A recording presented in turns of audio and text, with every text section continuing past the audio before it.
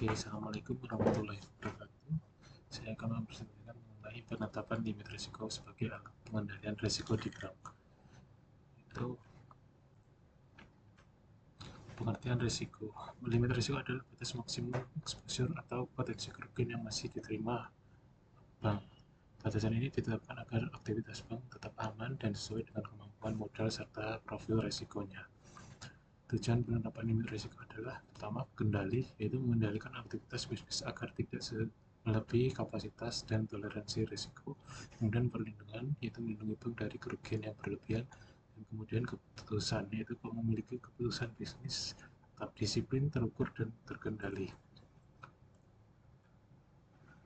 Dasar penetapan limit risiko adalah peraturan OJK nomor 18 PJOK.03/2016 yang mewajibkan bank memiliki kebijakan, prosedur, dan limit risiko yang jelas dengan memperhatikan beberapa hal sebagai berikut.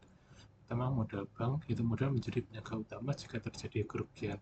Jadi semakin besar modal bank, semakin besar kemampuan menetapkan limit risiko yang lebih banyak namun lebih aman. Kemudian kualitas manajemen risiko. Bank dengan sistem manajemen risiko yang kuat dapat menetapkan limit risiko lebih fleksibel, sedangkan bank dengan pengendalian limit risiko lemah harus memiliki limit risiko yang lebih ketat. Kemudian kondisi ekonomi.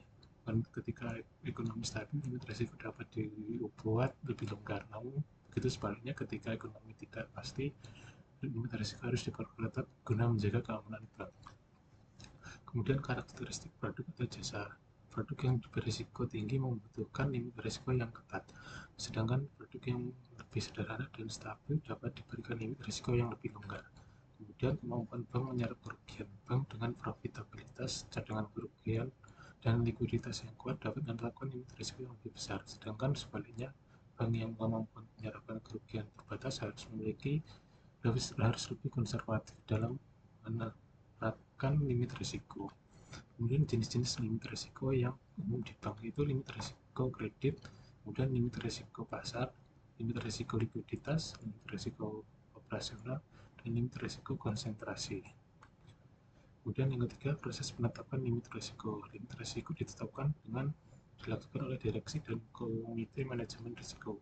Kemudian ditetapkan dengan mendukung perhitungan risiko, analisis data historis, dan skenario stres, yaitu stress testing.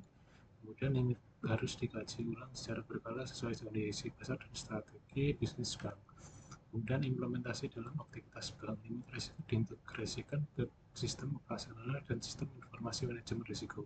Jika limit mendekati batas atau terlampaui, sistem akan memberikan peringatan. Dan kemudian unit bisnis wajib meminta persetujuan khusus jika ingin melewati limit tersebut. Contoh penerapan limit risiko ada beberapa, yaitu pertama di Bank Pembangunan Daerah atau BCP. Di Bank BCP ini terdapat struktur formal seperti risk appetite, risk tolerance, exposure limit per sektor atau debitur, dan mekanisme keputusan kredit sesuai dengan plafon. Kemudian Bank Negara Indonesia atau BNI, pada Bank BNI ini menerapkan kerangka formal risk limit sebagai bagian dari kebijakan manajemen risiko mereka.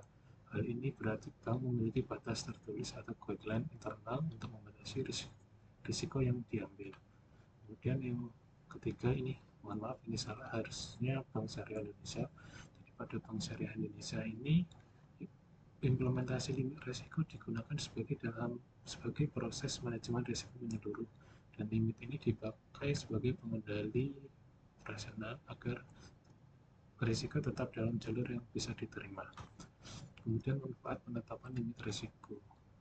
Manfaat penetapan limit risiko itu menjaga stabilitas dan kesehatan bank. Menjaga stabilitas itu membantu menjaga aktivitas bank tetap berada dalam batas aman sehingga stabilitas keuangan terpelihara dan kondisi bank tetap sehat. Kemudian mencegah kerugian besar akibat keputusan berisiko. Dengan adanya batasan yang tegas, bank terhindar dari keputusan yang terlalu agresif atau spekulatif yang dapat menimbulkan kerugian besar. 3. Mengontrol pertumbuhan kredit dan aktivitas bisnis. Adanya limit risiko membuat ekspansi bisnis dapat berjalan lebih struktur, tidak berlebihan, dan sesuai dengan kondisi likuiditas modal, serta sejalan dengan profil risiko dan strategi bank. Kemudian mendukung kepatuhan terhadap regulasi dan tata kelola risiko yang baik. Penetapan limit risiko ini memastikan bahwa bank menjalankan usaha sesuai dengan ketentuan regulator dan prinsip tata kelola yang baik dan sehat. Dengan mematuhi batasan yang ditetapkan dalam regulasi, bank dapat menunjukkan komitmen terhadap manajemen risiko yang bertanggung jawab, transparan, dan sesuai dengan industri perbankan. Nah, ini beberapa sumber referensi yang saya gunakan itu peraturan OJK. Kemudian terima kasih. Demikian tadi presentasi dari saya. Kurang lebihnya mohon maaf. Wassalamualaikum warahmatullahi wabarakatuh.